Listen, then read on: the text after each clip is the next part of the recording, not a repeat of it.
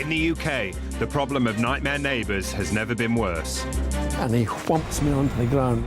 My husband had blood all over his face, and I thought he was dead. 1 in 5 of us has been at war with next door. The truth always comes out. Never forget that, scumbag. Flaring tempers can turn home life into a living hell. We've had a baseball bat. Is this gangster land now? Coming up, neighbours clash on a Glasgow estate. I thought, this is it. This man's going to kill me.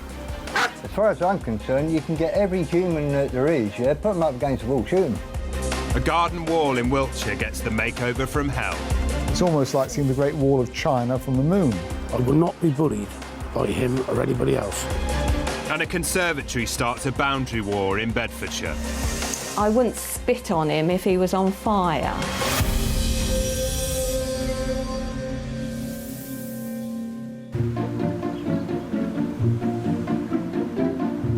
Government advisor Edward Lee and his wife, head teacher Denise, moved to a small village in Wiltshire in 1994. We've now been here 20 years, which is longer than I've lived anywhere in one place, and they can bury me here. Down on the compost. Probably will.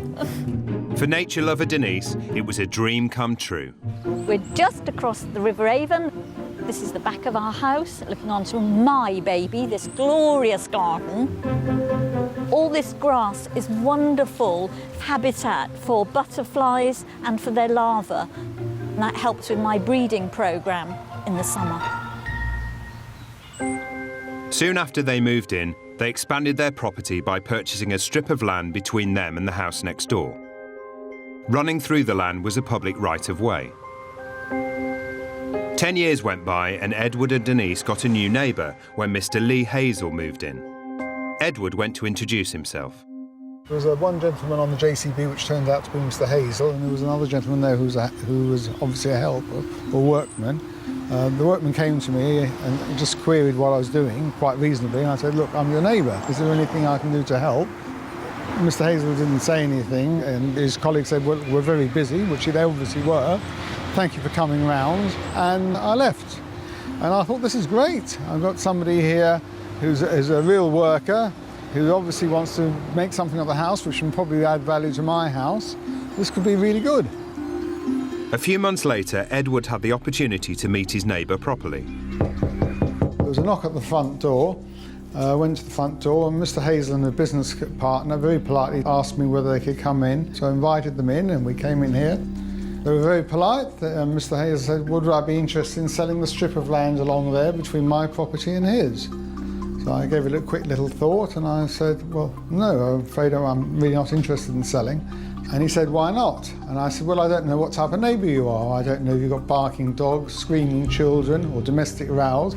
So I'm not prepared to sell. They were very polite and thanked me for my comments, left it almost immediately, and that was, as far as I was concerned, was the end of the matter. But he was wrong. Soon after, the two men began to discuss the boundary between their properties. At that time, the boundary was just bits of wire between posts and some wild hedgerow, which was totally unmanageable. So it was actually quite impossible to work out what the clear boundary line was between their property and our property. So when my neighbour's agent mentioned to us that the wall was going to be built there and the hedgerow would be taken out, it seemed to me a very good idea, as it would give us a proper boundary. But as work began, something struck Edward as not quite right. Well, when the wall started, I was watching it daily with total fascination because of the way the gentleman was working so hard.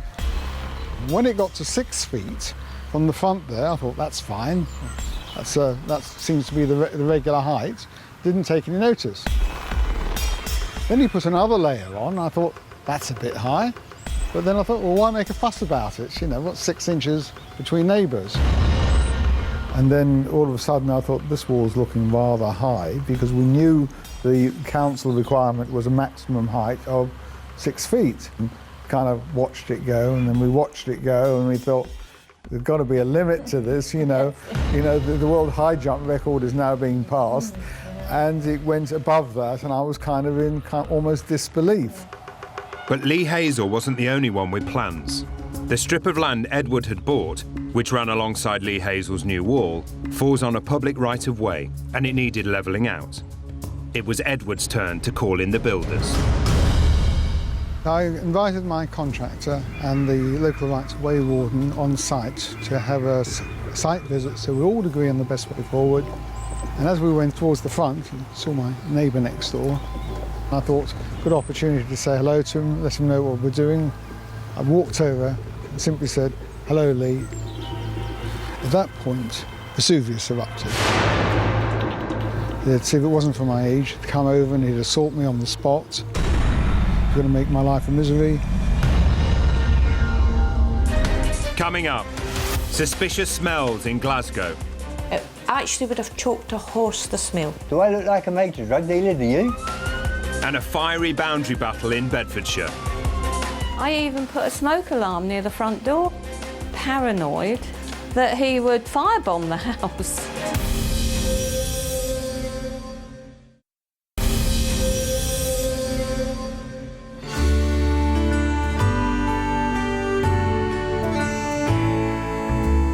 For the past 20 years, this purpose-built block on the outskirts of Glasgow has been home to Isabel Ryrie. When we moved in '95, we were the young ones, my husband and I. It was elderly people. We all got to sort of know one another. We were always there for one another, greeted one another, and that's the way it was. Isabel is cared for each day by her daughter Karen. I'm actually my mum's full-time carer. Because of that, I'm here on a daily basis. For a housing estate, it is a nice area. Quite friendly with the neighbours. If we see each other, we do say hello, and we are there for each other. But when a new neighbour moved into the flat opposite Mrs. Ryrie, his mode of arrival raised a few eyebrows. I was looking out the window one day, and I saw this man coming down the road with a small bookshelf and a wheelbarrow. And I thought, what's going on? And then he came in here, and I thought, he must be moving in here. Yeah. John Tyre had moved to Glasgow from England, and after spending some time living on the streets, he moved into Mrs. Ryrie's block in December 2009. When we first met him, the way he came across, we thought, he's an eccentric hippie. It's always been a good close. Surely they've put in another good person. Right. It wouldn't be long before the Ryries' peace and calm was under threat. He'd been staying here for about 3 weeks, and I went into my mum's living room and I said to her, it looks like your little ornaments have gone from your pot plants. Isabel had decorated the communal landing with some garden ornaments, gifts from her grandchildren in Australia. They were no value whatsoever, but they meant a lot to me. And when I went out and they were gone, it was quite hurtful. It really was. We walked out to the landing and we were having a look. And then Mr. Pye came out of his house, and that's when I confronted him. And he was standing here. My mum was here, I was here, Mr. Pye was standing here. And I actually said to him, John, do you know what's happened to the ornaments? And that's when he said, oh, me mate and I had an argument and he took them. No apology, no, I'll go and get them. And I thought, no, I'm not very sure of you. That's all I thought, was I'm not very sure. It wasn't long before the Ryries realised that John wasn't living alone in his flat. There'd be the most horrendous smell coming from his house that you'd actually feel sick. This smell was so bad. Eventually he had 2 dogs of his own, a dog that he was babysitting on a permanent basis, and 2 rabbits. The female rabbit was pregnant and it was nesting in his house. He was proud to show me that there was nests behind his chairs and his TV cabinet. And Next, the Ryries became alarmed at a new, more suspicious odour coming from their neighbour's flat. When we first started smelling it, we thought, is the dog's damp or whatever? But then it was a mixture of smells. You know, it was the dogs, and unfortunately the person as well. But there was another smell which I didn't recognise, which my daughter did, and the police did. The Ryries' new neighbour was about to face his first visit from the police. I smoke cannabis. The police know I smoke cannabis. Housing know I smoke cannabis. Everybody that knows me knows I smoke cannabis. I even got it here. I've got it there, I smoke it. A bit of green. The small town of Kempston in Bedfordshire was a perfect location for Linda Bird to buy her dream home when she retired in 2013. I wanted this area so I could do my father's family tree, because he was just born down the road. It's classed as Kempston Rural, which I liked, so just down the road there's fields and everything, so it should have been lovely. And Linda had good first impressions of the neighbourhood. I was befriended with an elderly couple 2 doors up that way in the first week or so. Absolutely lovely. It should have been great. But within 2 weeks of moving in, Linda met another of her new neighbours. I was coming up that way because I'd been down the shops and I saw my neighbour in the drive, and I thought it would be a good opportunity to introduce myself to him. Linda's neighbour next door was Stanislav Fajdel, who had lived there for 3 years. I have actually apologised for the state of the conifers that were in the back garden, because I could tell they were very old, very out of control, and was damaging the wooden fence. And Linda was surprised by Mr. Fajdel's response. Well, he said in a sharp, rude manner that anything my side of the fence was nothing to do with him, and it was hostile, and I couldn't understand why. But Linda was soon dealing with more than just hostility. It wasn't long before she discovered Mr. Fajdel had a passion for home improvement. Well, the noise that I used to experience nearly every day was DIY, and he used to work on the cavity wall, but it used to travel all along here. I mean, the noise went right up the walls. It was just awful. A hammer drill, power drill, you felt as if you just wanted to retaliate. But drilling wasn't the only noise Linda had to put up with. He also liked loud music, but you could only hear the bass thudding through the wall. Thump, thump, thump, thump, thump. Mr. Fajdel denies any wrongdoing, but Linda says she was forced to take drastic measures. To be here with all the noise, it was so awful, and I couldn't hear the TV, so I started wearing these wireless headphones so I could at least hear what the characters were saying on the TV. Oh, Hawaii 5-0. Actually, I think the noise annoys me because it interrupts me and my best friend, which is my TV. Linda didn't want to cause any trouble with her neighbour, but she had to do something. It was starting to wind me up, and I decided to go round before I really got in a state. I went round and knocked on his door. But Mr. Fajdel didn't want to talk about the noise, and he had a surprise for Linda. He just come out with, "Your conservatory's on my property." And I must have said, well, I've only just moved in, so it can't be. I've had everything done properly. Even so, Linda was troubled by her neighbour's accusation. I came straight back in and phoned the solicitors who did my conveyancing and said, my neighbour has just accused me of having my conservatory on his land. To that, I was answered, there's nothing to worry about. Your boundaries are fine. So Linda thought nothing more of Mr. Fajdel's comments. But one evening, a few days later, there was a knock at the door. I was having tea in here, watching the TV, and I went round to open the door, and then I saw it was him, my neighbour, and he started talking about the conservatory again. And I said, well, go away and have a survey. Prove to me that my solicitors and my surveyor, when I bought it, did something wrong or missed something. Linda heard nothing more for 2 months, but then one day in her garden, she got a nasty shock. It would have been when I turned round to go back to the house that I saw the white mark painted on my house. He must have hung over the conservatory and painted this white mark. A few days later, she received a letter from Mr. Fajdell's surveyor saying that the white paint mark indicated the true boundary between the properties and that her conservatory was encroaching onto his garden.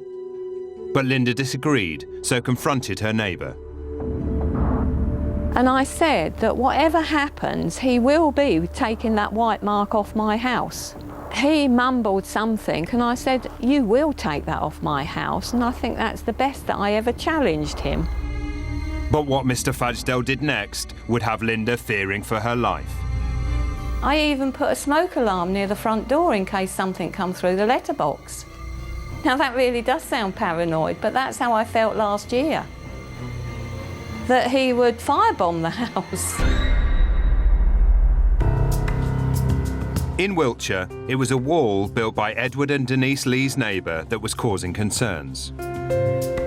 This is what we eventually ended up with, a wall at least 8 foot high in parts, referred to by his own builder as the Great Wall of China, which is one of the most amazing walls that almost anybody's seen in Wiltshire. And it hadn't taken long for things between Edward and his neighbour Lee Hazel to turn ugly. He told me that I wouldn't be living in this house in a year's time. That if it wasn't for my age, he'd come over and he'd assault me on the spot. He didn't scare me. I didn't really think he was going to come around and assault me in front of 6 people. Secondly, he's smaller than me. I thought he was just trying to be a bully. He thought he was scaring me. He seemed quite surprised when I simply said, look, can we discuss this privately? And after I said it 3 times, he just marched off with his daughter and left the situation. It was very sad. I found then after that, whatever I'd say to him would result in a threat of some sort, so there wasn't much point. The wall Lee Hazel had built was completed despite a refusal of planning permission, and Edward wanted it removed. But when Edward started plans to level out his uneven strip of land, things with Lee Hazel got heated.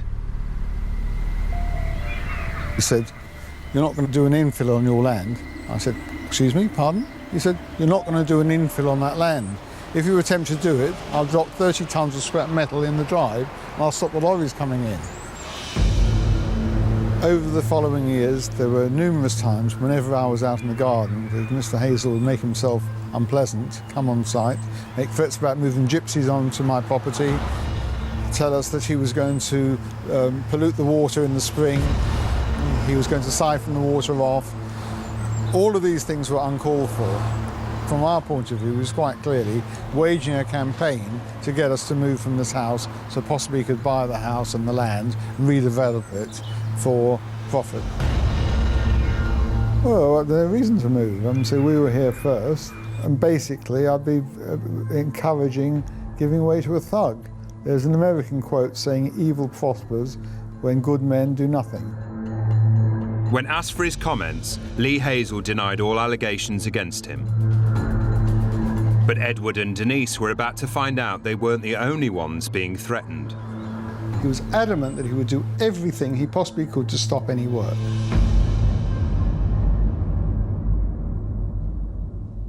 Coming up, things get confrontational in Glasgow. I called her a smelly tramp. And the walls are closing in on Linda Bird. I've never hated anyone in my life, but I do hate him.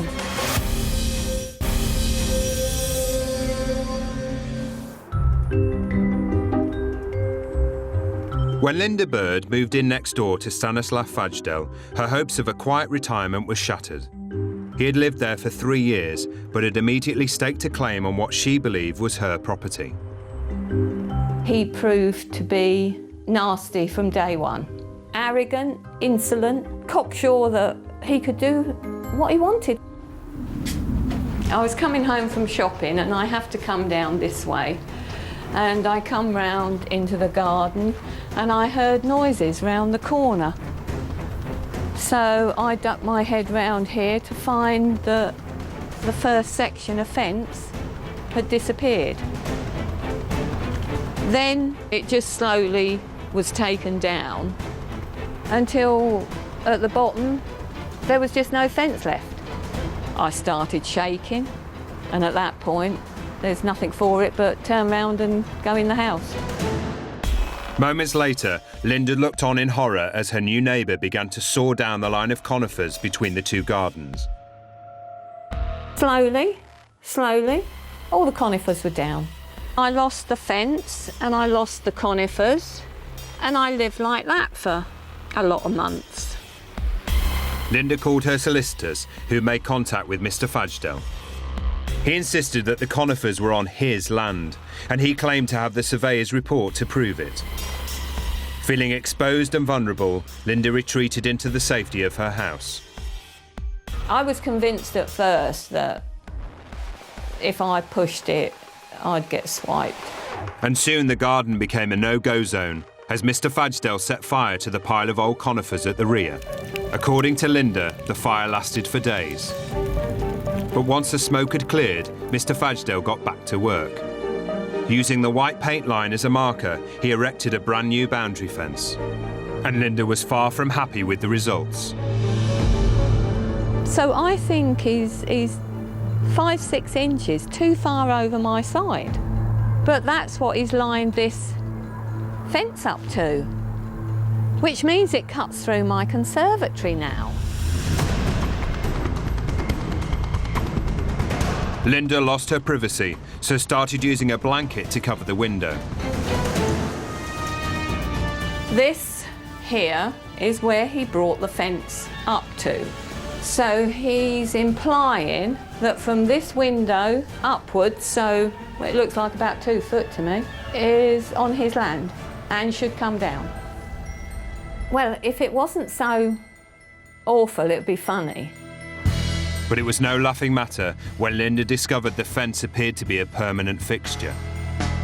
The fence posts are in big lumps of concrete that stretch into my garden.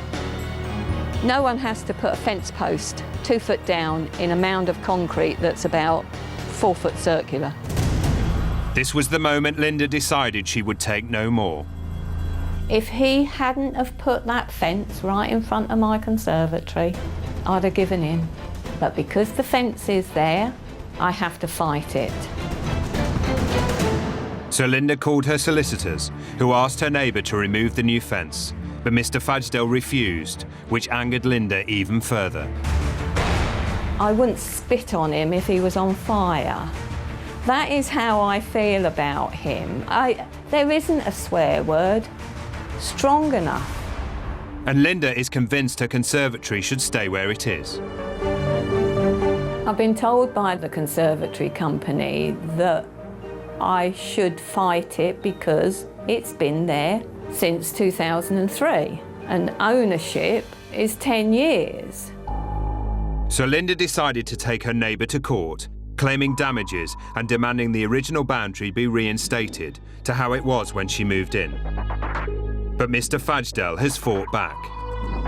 He's countersuing me, saying that this part of the conservatory is on his property and I should either buy the land that it's on or take the conservatory down. For Linda, the stress of warring with her neighbour has taken its toll. I hate him. I mean, I've never hated anyone in my life, but I do hate him. It's the worst thing I did coming here. Linda is currently awaiting a court date. But win or lose, her retirement dream in Kempston appears to be over. If he wins, I can't sell because I'll still have that fence near the conservatory. And if I win, I'm off. Off out of Kempston. Probably out of Bedford, out of Bedfordshire.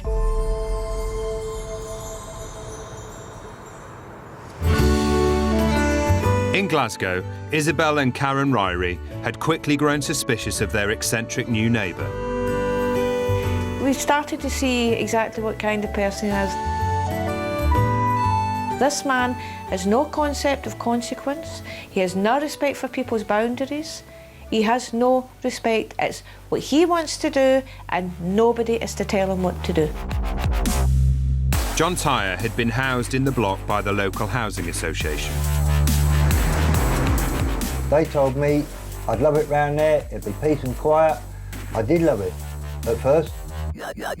Despite the Ryries' complaints, John was still living with 2 dogs and a family of nesting rabbits.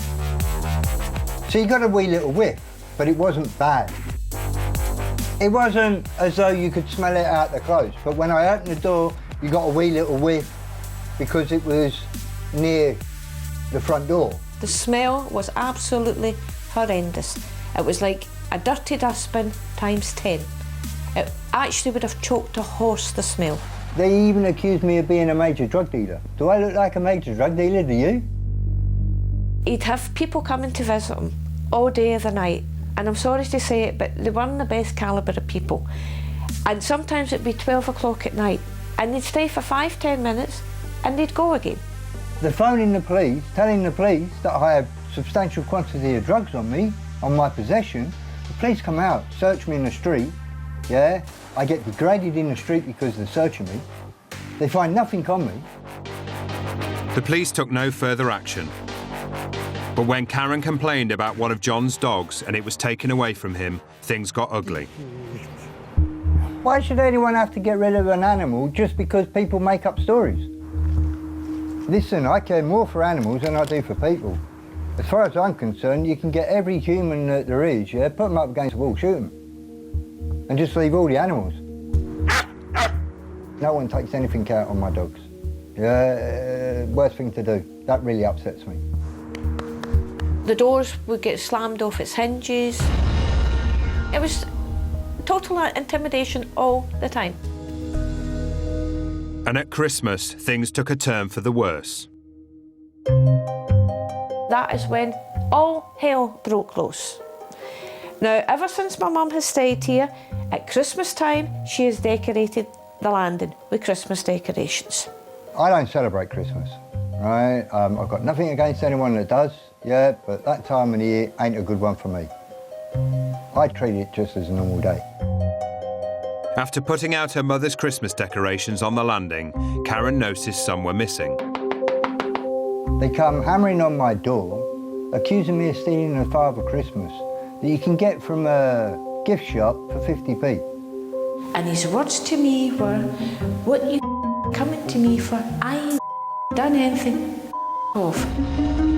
And he slammed the door that hard in my face, I thought he'd taken the door off its hinges. The police were called, but no action was taken. 2 days later, the row flared up again. 9 o'clock. We'd only just got up. Here we hear him on the landing.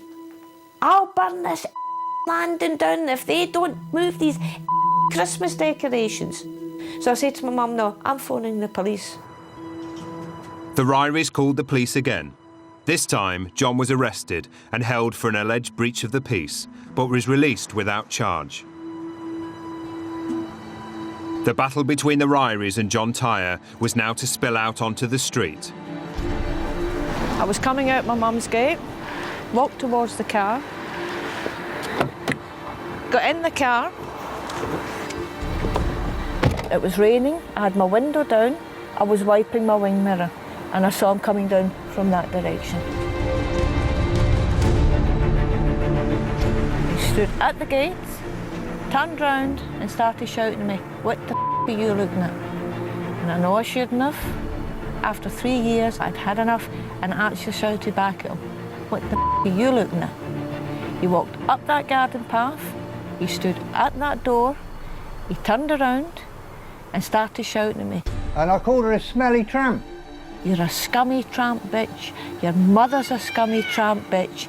In fact, yous are a pair of scummy tramp bitches." And again, I know I shouldn't have because I don't use foul language. But I was that angry, I should say to him, "F*** off, you smelly dirty bastard, and go and have a bath." She called me a smelly English bastard. Go get a shave and a wash and a shower.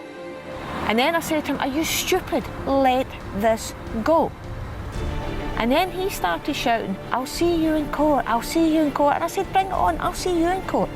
And with that, he started running down that garden path, frothing at the mouth. I went, you better do yourself a favour, I went, and you better bugger off. I'll smash your face in, and his fist was like this. Luckily, I rolled my window up, and that stopped him for some reason. He turned around and he walked back in the close. I was terrified.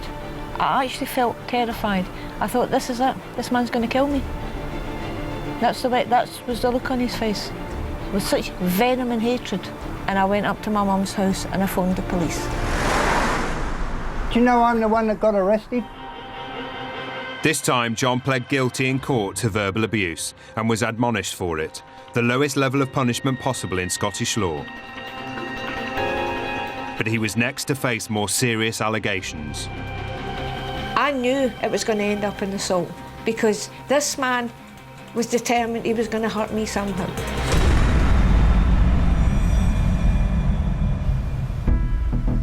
In Wiltshire, Edward and Denise Lee had a battle on their hands.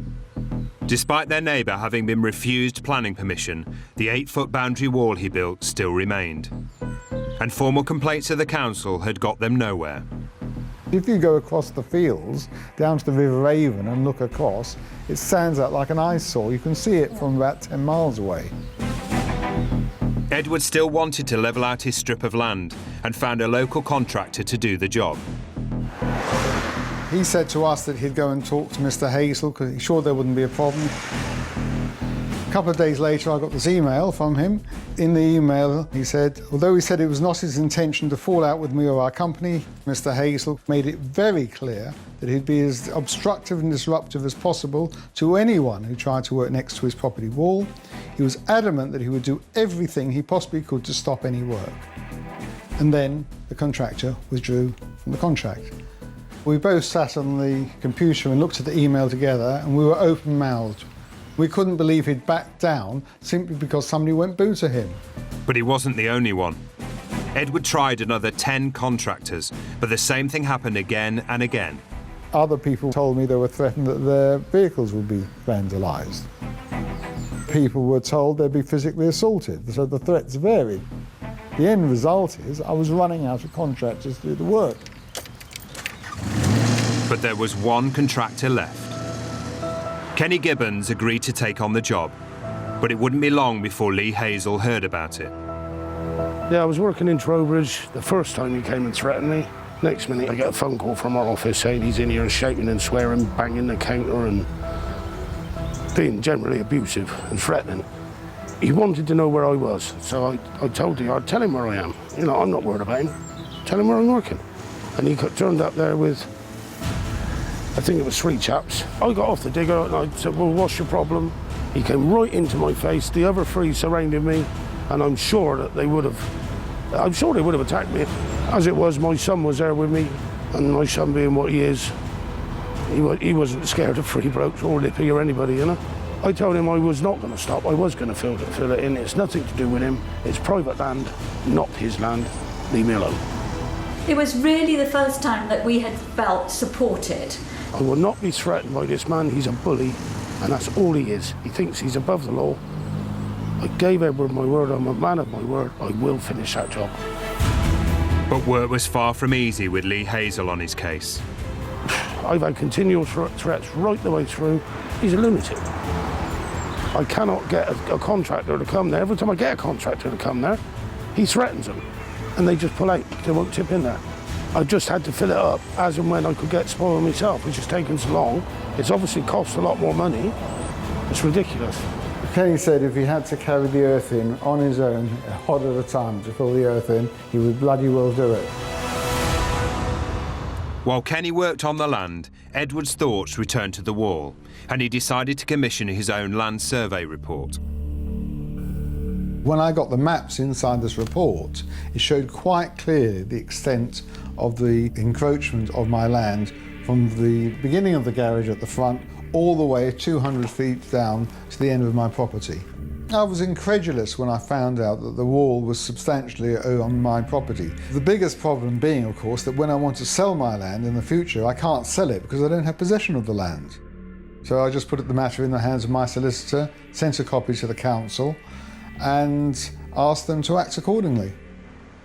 But while he waited, the troubles with Lee Hazel continued.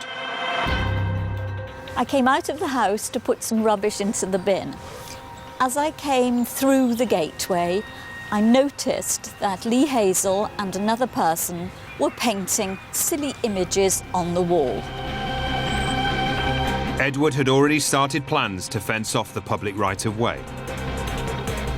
Once the fence was up, we were somewhat relieved in that we actually began to feel that our land was actually ours, and we were looking forward to the rest of the fencing being up and then having the privacy that we thought we'd bought when we bought the land. But it wouldn't take long before the fence caused a whole new set of problems. Coming up, contractor Kenny stands his ground. I would have beat his brains in. And neighbours come to blows in Glasgow. If he sees me, something's going to happen.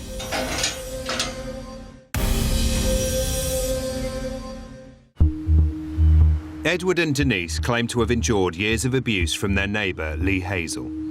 Abuse that included a threat of violence, an alleged theft of land, and the construction of a 200-foot-long, 8-foot-high concrete wall.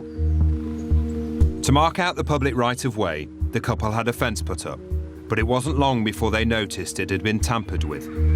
So I ran the CCTV that I had installed on the previous act of vandalism, and lo and behold, there's only one person who appears at 8 o'clock, looking like one of Snow White's little friends, and who looks around to see if anybody's there, then goes up the right-of-way. Now, I've timed it. He goes in and comes out again 9 minutes later.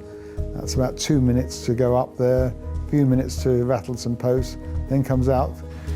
As soon as I reported the apparent damage to Kenny, he came out on site with the fencer. And that while they were looking at it and making comments about it, they looked up and saw Mr. Hazel at his window, laughing and gesticulating at them, making it quite clear that he thought the whole thing was highly funny and it was a source of great amusement to him. It is obviously him that went down there at night and pushed the post over. He still carries on hassling us. It's the way the chap is. He thinks he's above the law and he thinks he's untouchable, and he clearly isn't. I was not surprised. No one else would have any motive whatsoever. Edward was convinced it was Lee Hazel who damaged the fence, but it didn't deter him. Kenny had given his word and work continued. The job for Edward is nearly finished. It's been a long time coming, but with all the threats and hassle I've had from Lee Hazel, I don't know what else I could have done. In some ways, I wish he had started swinging for me, because I would have beat his brains in. And I seriously would. The amount of trouble he's caused me and that poor chap next door I'm doing the job for, he deserves a beating. I will not be bullied by him or anybody else. I will finish that job. And Edward is even more determined not to give up. So either I sell the house and move, and I've regretted all of my life, or I fight and think, well, to hell with him. If he wants to fight, as the Americans say, he started it, I'll finish it. When asked for his comments, Lee Hazel denied all allegations against him. Despite having no planning permission, the wall still stands.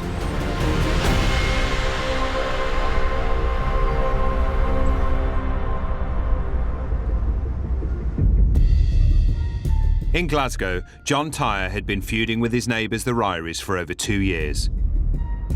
After a catalogue of allegations about his animals, drugs and aggressive behaviour. Everybody that knows me knows I smoke cannabis. A bit of green. The Ryries heard what they thought was good news. The housing association, when we asked if he was moving, yes, Mr. Tyre asked to be moved because he wasn't happy with what was happening. I had a choice. Either move or spend the Christmas and New Year in prison. The fear of someone coming to visit me playing music, and get arrested. The housing association complied with John's request to move, and with him out of the building, Karen hoped her mother's life would go back to normal. I asked the lady from the housing, look, I hope now that he's moved, he's been told to stay away from this close, and we were told, no, it's his right to come into this close. Even after he left, he was still visiting the people downstairs on a regular basis. And whenever he comes to visit, he shouts and bawls. So much so, 12 o'clock one night, my mother got woken up out of her sleep. He was shouting and bawling so much. Yeah, I've got a gob. You tell me what Londoner ain't. You show me a Londoner that's got a quiet voice and I'll tell you he ain't no Londoner. With John still visiting and doing shopping trips for his elderly former neighbours downstairs, relations between Karen and John were at breaking point and emotions were running high. If he sees me, something's going to happen. Something will happen because he's not normal. And in February 2014, things came to a head. I walked down the garden path of my mum's home to the gate, came out the gate, turned round, was closing the gate.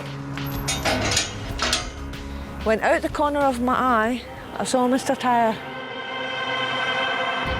He rushed over from here and he came rushing over and he did this.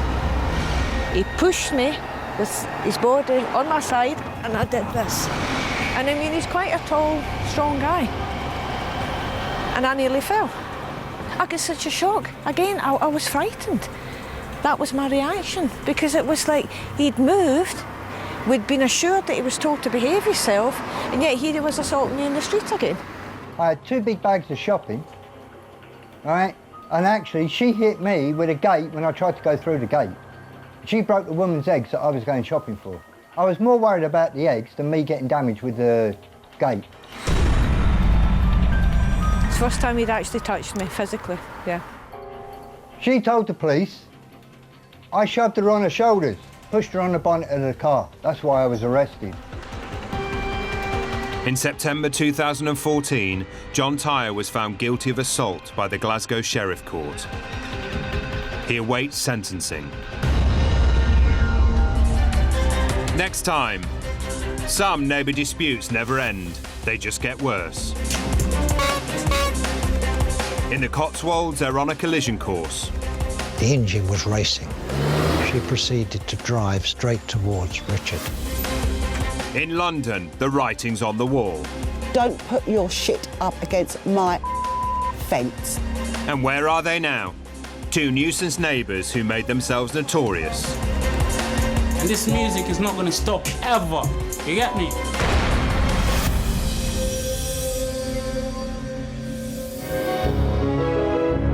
Well, the neighbours are rallying together in the fight against crime tomorrow. Burglars and break-ins caught on camera is new at 9. And tonight there's nowhere to hide. The law's coming knocking. If you can't pay, we'll take it away. That's new and on the way next.